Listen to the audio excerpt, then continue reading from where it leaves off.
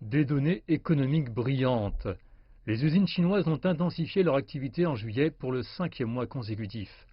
L'indice des directeurs d'achat du secteur manufacturier chinois est passé de 50,9 en juin à 51,1 en juillet, selon l'annonce faite ce vendredi par le Bureau national des statistiques. Ce chiffre augmente depuis mars et continue de progresser.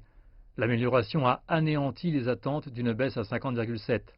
Certains analystes s'attendaient à un déclin en raison de la résurgence des infections dans l'ouest et le nord-est de la Chine et des perturbations économiques causées par la poursuite des inondations dans le sud. Jetons un coup d'œil à différents secteurs. Le sous-indice de production a progressé de 0,1 point pour s'établir à 54 en juillet.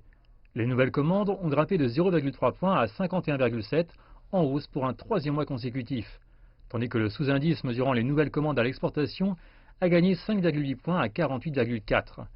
Il semble donc que les mesures de la Chine visant à équilibrer le contrôle des épidémies et le développement économique aient bien fonctionné. Les nouvelles données ont montré des résultats tangibles alors que la vitalité économique continue de se rétablir et que les entreprises continuent de présenter de meilleurs résultats. Mais il y a eu une complication. Si l'activité du secteur des services a augmenté pour le 5e mois consécutif, la croissance est cependant ralentie par rapport au mois précédent. L'indice PMI du secteur non manufacturier chinois s'est établi à 54,2 en juillet contre 54,4 en juin. Cela montre que le rythme rapide de la reprise dans le secteur des services ralentissait à mesure que le coup de pouce initial de la réouverture des entreprises s'estompait.